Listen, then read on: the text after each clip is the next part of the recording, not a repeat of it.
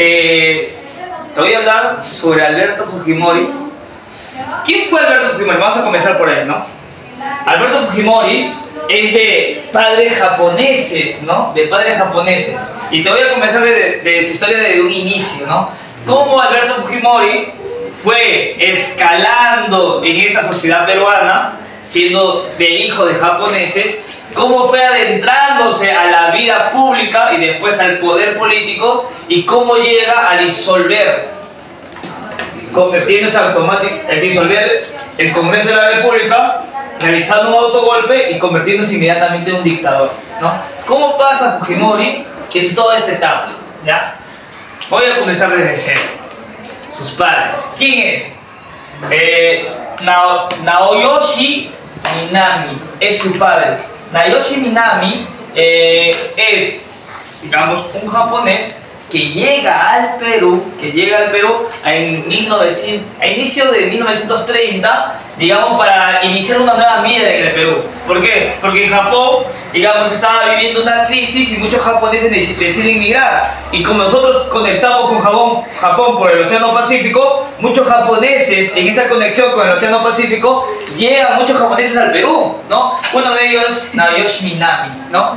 Naoyoshi Minami, ¿no? Se va a casar, ¿no? En ese lapso de 1930 con Mutsue Fujimori, ¿no? La mujer de Naoyoshi Minami, ¿no? Los dos se casan, pero Naoyoshi Minami adopta el apellido de su mujer. ¿Cómo es esto? En Japón se podría dar esto, ¿no? Adoptar el apellido de la mujer, de la esposa. Entonces él adopta el apellido de su mujer, Fujimori, para tener más, digamos, más reconocimiento en esta sociedad.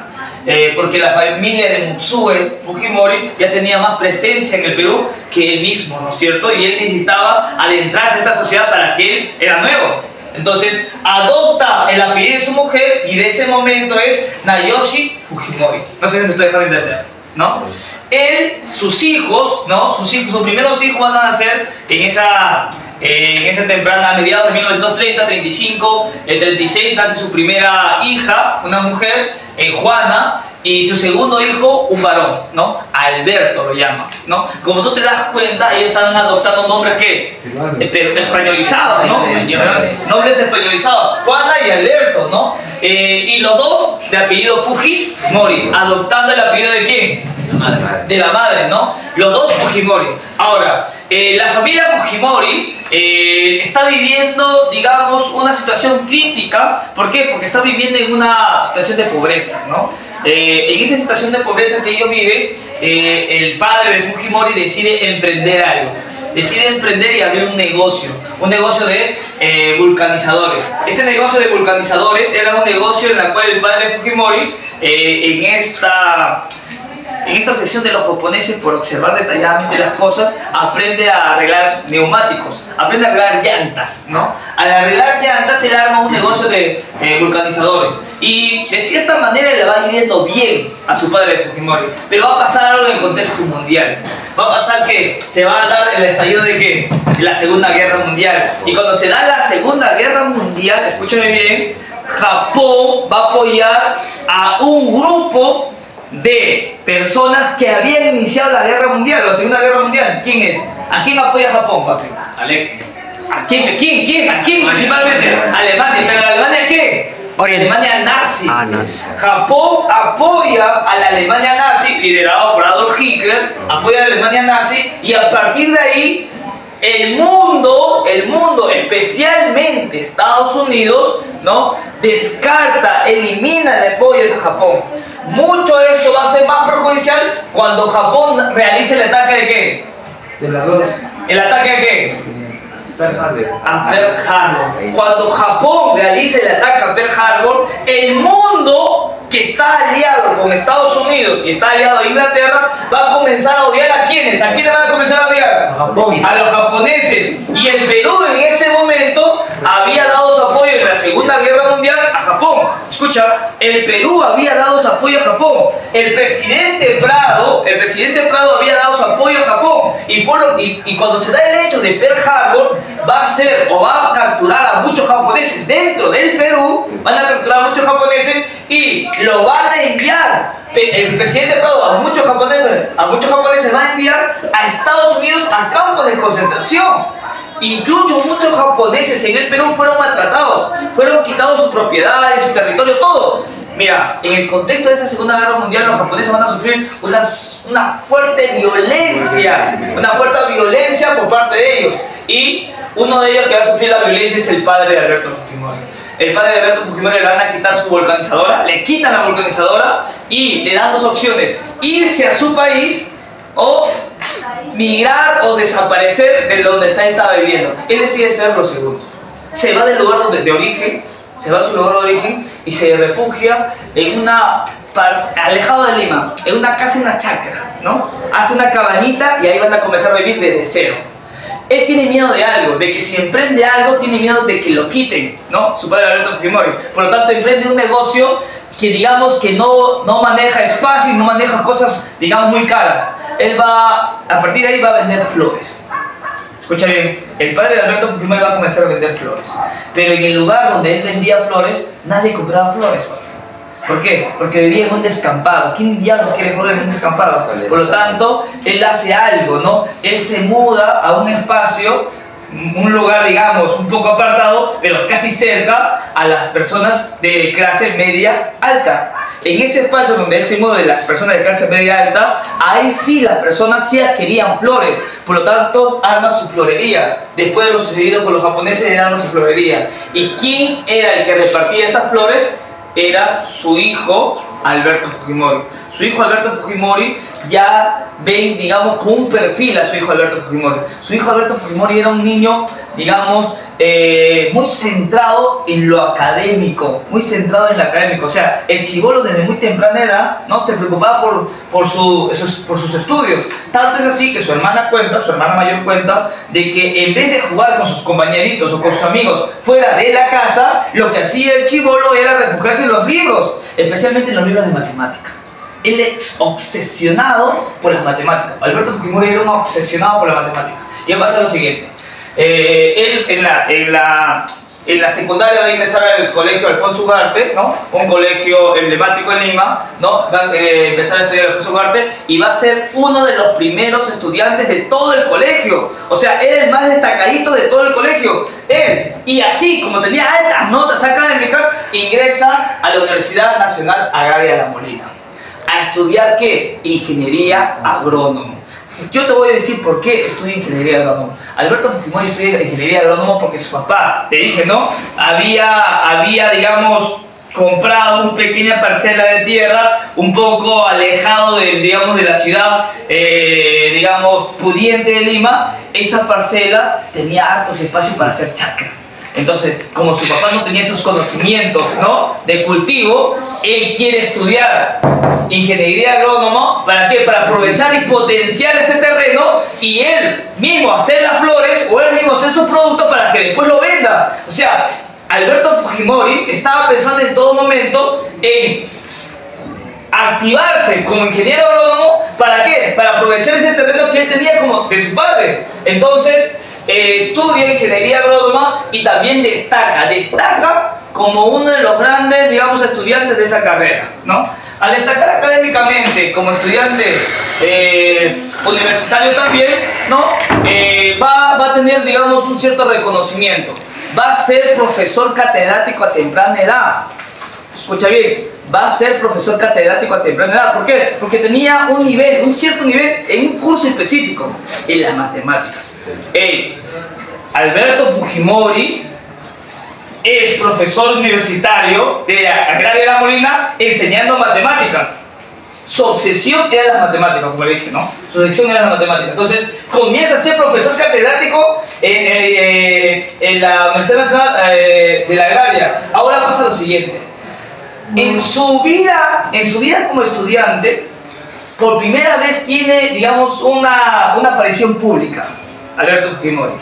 Siendo estudiante de secundaria, él participa en un concurso llamado El que estudia triunfa.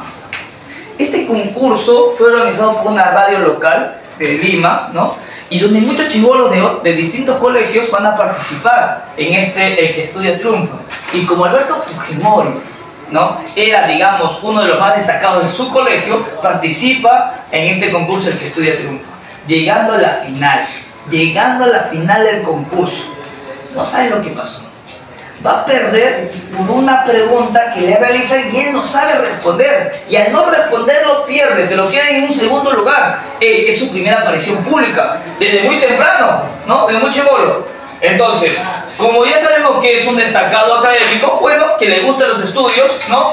Va a destacar también como profesor de matemáticas y va a pasar algo en 1971. Muere su padre. Su padre muere en 1971 y cuando muere su padre, un poco las cosas cambian. ¿Por qué? Porque él decide no hacer algo. Bueno, no decide morir como su padre. Su padre murió en cierta pobreza, ¿no? Entonces, él decide no morir así. Entonces, a partir de ahí, digamos, Alberto Fujimori va a hacer muchas cosas para salir de esa pobreza en la cual vivía hasta la muerte de su padre. Y en 1974 decide casarse con Susan Iguchi. Susan Iguchi, otra hija de japoneses, que también su padre tenía una vulcanizadora, pero la familia de Susan Iguchi era una familia un poco más pudiente a la familia Fujimori. Era una familia muy más pudiente. Por lo tanto, los familiares de Susan Iguchi en un primer momento rechazaron el casamiento con Alberto Fujimori. Incluso, ¿no?, los padres de Susan Iguchi la amenazaron a Susana de desheredarla si ella se casaba con ese marginal, así lo llamaban, con ese marginal, ¿no? Entonces, Susana, ¿no?, no escucha las amenazas y decide casarse con Alberto. Al casarse, ellos salen de su espacio y deciden vivir juntos. Al vivir juntos, ¿no?, él sabe muy bien que el sueldo del profesor universitario no le va a alcanzar. Al no alcanzar el sueldo del profesor universitario, porque ya van a venir los hijos, van a llegar los hijos, al no alcanzar el sueldo del profesor universitario, él decide emprender negocios, ¿no? Como su padre, él decide emprender negocios. ¿Cuál es el negocio que va a abrir Alberto Fujimori junto a Susan Iguchi? Ellos no van a abrir una empresa constructora. Escucha bien, esta empresa constructora que ellos van a abrir era que Alberto Fujimori compraba terrenos muy baratos y él los construía así un cascarón de casa, y esas casas los vendía a la gente, vendía casas a la gente, compraba terrenos muy baratos, construía una casa y lo vendía, compraba un terreno, construía una casa y lo vendía. Eso era el negocio de Alberto Fujimori, una constructora. En un cierto momento le iba muy bien. Tan bien le iba que va a aumentar su capital económico, o sea, va a aumentar su margen económico. Ya se daba ciertos lujos a Alberto Fujimori. Incluso se compra un carrito, ¿no?, que era muy novedoso para la época. Ahora, no solamente arma una empresa constructora, sino arma una academia. Recuerda que era profesor ¿de qué? ¿De qué universidad? De la Agraria de La Molina. Por lo tanto, arma una academia para ingresar ¿a dónde? A la Agraria. Como él era profesor de la Agraria, él arma una academia para que futuros postulantes que quieren ingresar a la Agraria tengan la posibilidad, como él tiene la experiencia de haber enseñado ahí y haber estudiado ahí, hacerles ingresar a la Agraria. Él arma una academia que va a ser en un momento muy llamativa, muy prestigiosa. ¿Por qué? Porque Alberto Fujimori utilizaba sus orígenes japoneses de ser estricto académicamente, de concentrarse solamente en los estudios, y la gente ingresaba a su academia. O sea, era un próspero empresario que le iba bien, ¿no? En el 78, como había acumulado una buena fuerte cantidad de capital económico, decide viajar a Cuba. Tú te preguntarás por qué viaja a Cuba. ¿Te recuerdas que en la Revolución Cubana yo te dije algo, ¿no? En la Revolución Cubana, Cuba decide invertir en algo que en muchos países no invierten. Educación. En educación. Cuba se convierte en una potencia en educación en América. Potencia. Por lo tanto, Alberto Fujimori decide hacer su maestría en Cuba. Decide hacer su maestría en Cuba, ¿por qué? Porque era una de las potencias en educación. En el 78, Fujimori se va a Cuba a hacer su maestría, obviamente en matemáticas, ¿no? Decide hacer su maestría en Cuba en matemáticas, y cuando regresa al Perú, él va a postularse para ser rector de la Universidad Agraria de La Molina. ¿Cómo se vuelve rector de la Universidad Agraria de La Molina? Arma un grupo de profesores que va a apoyarlo a él, Él le promete algunas promesas, le da algunas, digamos, propuestas. Uno, elevar su sueldo, tener margen en horas académicas y tener algunos beneficios como profesores. Él capta el apoyo popular de muchos profesores y en los años 80 se convierte en rector de la Universidad Agraria de La Molina. Se convierte en rector. Posteriormente se va a convertir en el presidente nacional de rectores del Perú. O sea, el brother, o sea, en este caso Alberto Fujimori, ya estaba pensando en qué, en grande. Él ya quiere despegar. Alberto Fujimori tiene esa mentalidad de siempre escalar nuevas posiciones y nuevas posiciones. En los años 80 se convierte en rector de la Universidad Agraria de La Molina. Y a fines de los años 80, ¿no? Por esa, digamos, sociedad que como rector tiene, va a conocer al presidente Fernando Belaúnde y después va a conocer al presidente Alan García. Incluso Alan García, antes de que sea presidente, a Alberto Fujimori invita a Alan García para que dé una cátedra en la Universidad Agraria de La Molina. Y ahí Alberto Fujimori se sorprende de la capacidad oratoria que tenía Alan García y establecen contactos con Alan García, y Alan García le recuerda como un rector empeñoso, ¿no? Emblemático y muy, digamos, preguntón con él. Entonces, Alan García, ¿no? Cuando ya era presidente en el Perú, ¿no? Estaba buscando un ministro de Agricultura. Le toca las puertas a Alberto Fujimori y le dice: papi, necesito un ministro de Agricultura y tú eres un ingeniero agrónomo. ¿Por qué no entras a esta curul, ¿no? A esta cartera?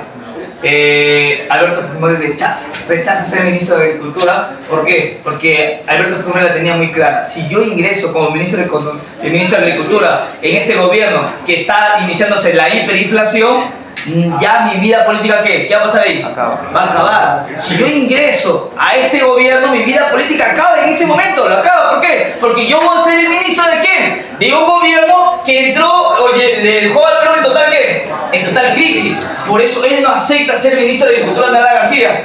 Pero Alan García le tiene otra propuesta. Ya, papi, ya, no seas ministro de Agricultura, pero sí te propongo algo. Sé, digamos, el conductor de un programa del Estado que se llama Concertando. Este programa era un programa político que tenía el Estado peruano, en donde, digamos, entrevistaba a gente política, a gente, digamos, intelectual, y le hacía preguntas del contexto político nacional. Entonces Fujimori acepta ser el entrevistador o el presentador del programa Concertando, y por una temporada Fujimori fue presentador de televisión. Repito, del programa Concertando. Ahí Fujimori va a tener contactos ya con políticos. O sea, estando como conductor ahí, va a tener, digamos, llegada a políticos y va a tener contactos a políticos. Y alguien le mete el bichito a Fujimori. Un político le mete el bichito a Fujimori y le dice: hey, en estas elecciones cualquiera puede ganar. Le dice así. Un político, Alberto Fujimori, le dice: en estas elecciones que vienen de los 90, cualquiera puede ganar, ¿no? ¿Por qué le dice esto? Este político le dice esto a Alberto Fujimori. Le dice esto ¿por qué? Porque en el Perú estamos viviendo una hiperinflación, estamos digamos, en la amenaza del terrorismo de Sendero Luminoso. Entonces, cualquier persona que da una solución clara a estos problemas, gana las elecciones. Entonces Fujimori le mete en este bichito y Fujimori decide hacer algo que ningún familiar en ese momento lo había pensado.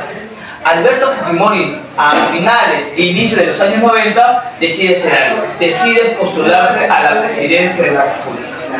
Como tú te das dando cuenta, no sé si te das dando cuenta, pero quiero hacerte entender esto. Fujimori, desde un primer momento, siempre quiso ¿qué? Despegar, siempre está escalando, uno a otro, está escalando paso a paso a lo que él cree es el dominio del poder. Ahora, en los años 90 le dice a sus familiares que él tiene la tentativa de postular para la presidencia de la República y ningún familiar de él le cree. Ningún familiar de él le cree. Tanto es así que lo amenazan, incluso su esposa lo amenaza diciendo: si tú postulas a la presidencia, vas a perder dinero. Lo único que vas a hacer es perder dinero, mucho dinero por las puras. ¿Por qué? Uno, no te van a escoger como presidente.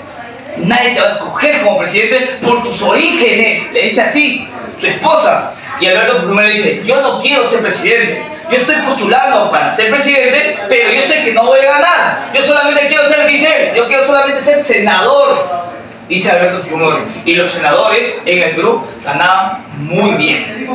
Ganaban muy bien los senadores en el Perú, ¿no? Hasta ahora. Bueno, no hay senadores ahora, hoy hay congresistas, pero en ese entonces los senadores ganaban muy bien. Entonces, la idea de Fujimori para postular a la presidencia no era ser presidente. Obviamente, sabía que la tenía de perder.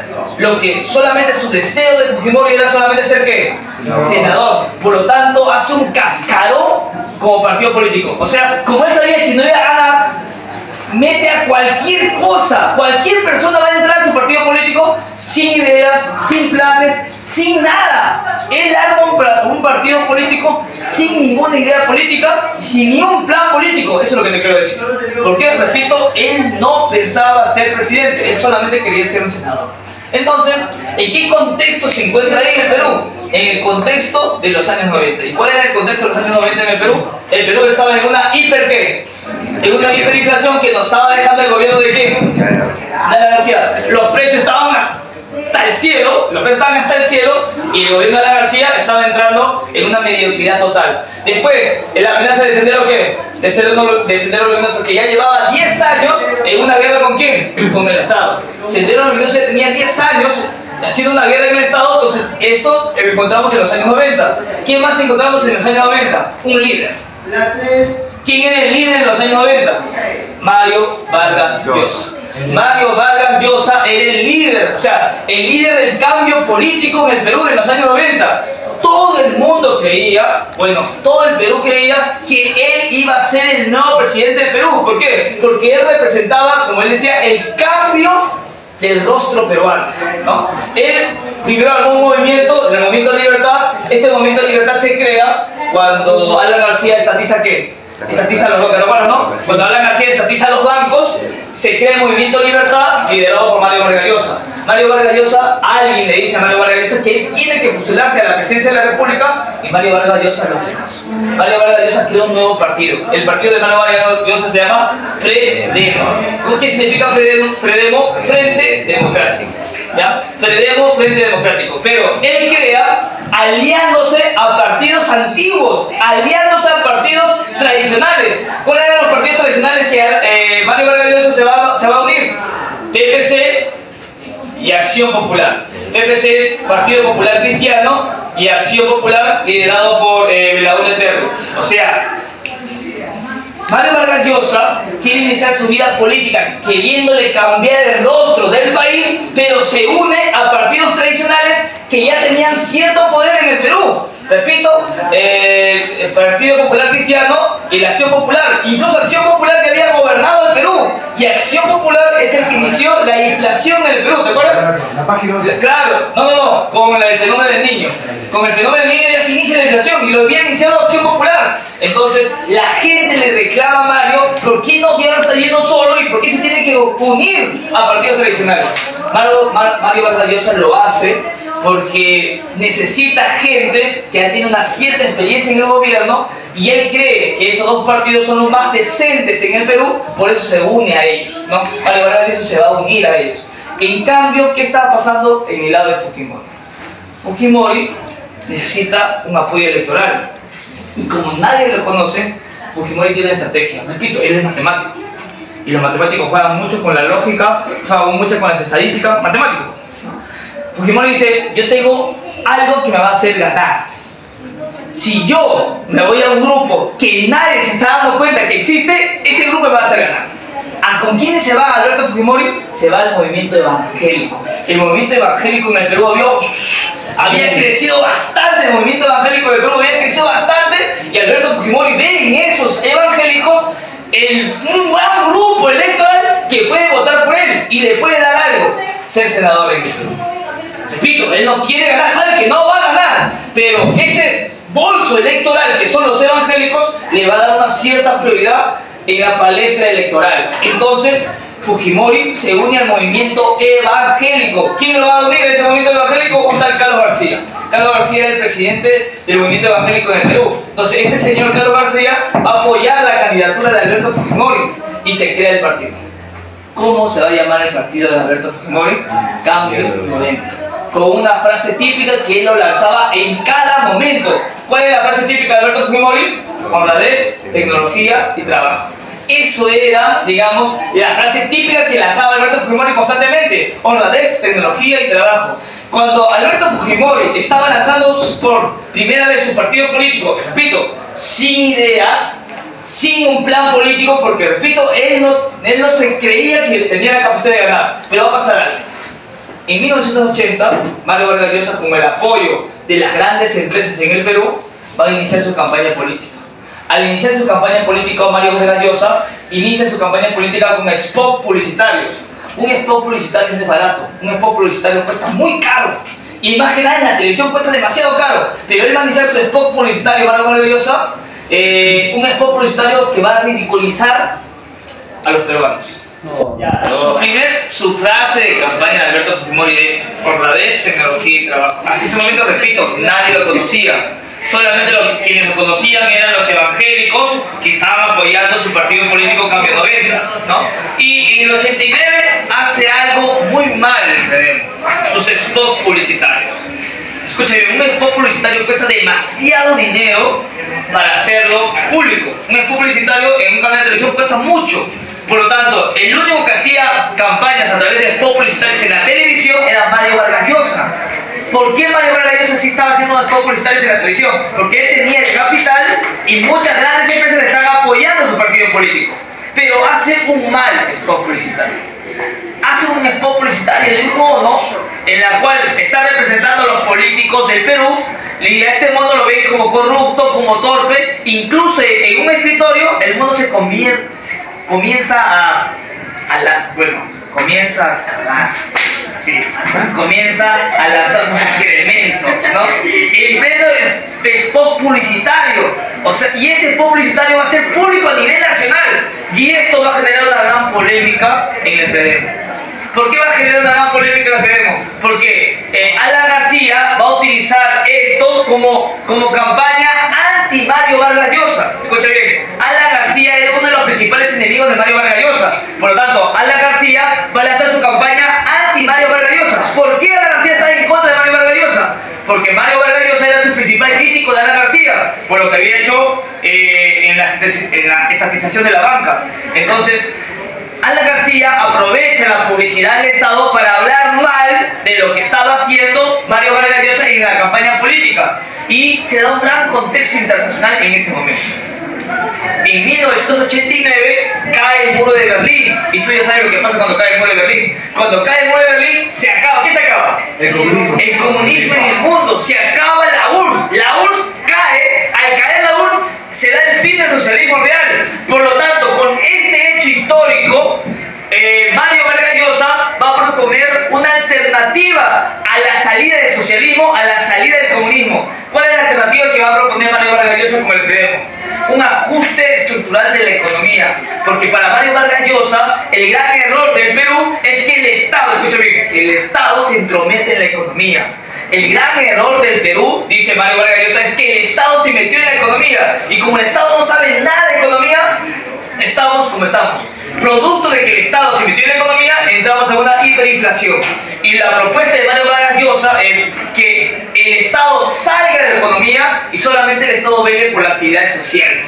Y la economía solamente le deja en manos de los mercados o de los privados, ¿ya? Entonces, FREDEMO, Mario Vargas Llosa propone un ajuste estructural de la economía, lo que en muchos sectores se le llama el shock económico. ¿Qué es el shock? El shock es que el Perú va a comenzar a privatizar las empresas.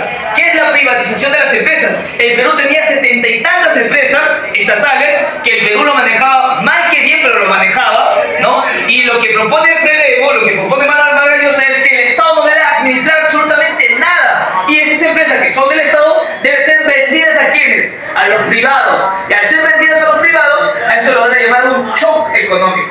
Un shock económico. Eso era la propuesta de Mario Vargas Llosa. Después voy a ver lo que va a decir Alberto Fujimori. Y mientras tanto, mientras todo esto se estaba dando, ¿qué estaba haciendo Alberto Fujimori? Alberto Fujimori había tenido una campaña austera, pero muy creativa. Tan creativa en su campaña que Alberto Fujimori se había comprado un tractor y se iba de pueblo en pueblo con su tractor y una yuca en la mano. Vestido de, digamos, de provinciano, y decía: yo soy uno de ustedes. Yo soy uno de ustedes. No por mi apariencia, evidentemente no por mi apariencia, pero yo soy uno de ustedes que a nadie ha visto, no nos obedece, no nos hacen caso. Yo soy uno de ustedes y vengo del lugar de ustedes, un marginado más. Y yo quiero que yo, un marginado como soy, como ustedes, quiera entrar en la política para velar por ustedes, para velar por ustedes. O sea, Alberto Fujimori estaba haciendo una campaña desde la marginalización, o sea, con las personas más necesitadas, más pobres, le estaba diciendo un mensaje: yo soy igual que ustedes, yo quiero ayudar a ustedes en este momento. Por eso, la campaña de Alberto Fujimori no fue de mucho dinero, pero sí fue muy creativa, utilizando el tractor, utilizando la yuca y diciendo que era igual que las poblaciones peruanas. Y el 29 de marzo de 1990 va a pasar esto. En un momento determinado, Frelimo, que estaba ahí en la cima de las encuestas, comienza ¿qué? ¿Quién comienza acá? Comienza a bajar. En cuestión de encuesta electoral, Frelimo comienza a bajar y un desconocido, que nadie sabía quién era, un desconocido total, comienza ¿qué? A subir. Un tal Alberto Fujimori del partido Cambio 90 comienza a subir. ¿Por qué se está dando esto? ¿Quién es este desconocido? Este tal Fujimori que está comenzando a subir está tomando notoriedad en la población peruana y Alan García perfila su visión en él. Alan García en una indirecta. Un presidente no puede apoyar directamente la campaña, pero sí de forma indirecta. ¿Cómo apoyaba indirectamente Alan García Fujimori? Lo apoyaba utilizando el recurso del Estado. El Estado hacía publicidad a Fujimori y el periódico del Estado, que había un periódico del Estado, le hacía entrevistas a Fujimori o hablaba bien de este personaje. Y hubo casualidad, los periódicos del Estado hablaban mal de quién. ¿De quién hablaban mal? De Mario Vargas. O sea, Alan García apoyaba íntegramente a la campaña de Alberto Fujimori. Y esto va a resonar en la primera vuelta. Se da la primera vuelta en el Perú y Mario Vargas Llosa obtiene un 36% de votos.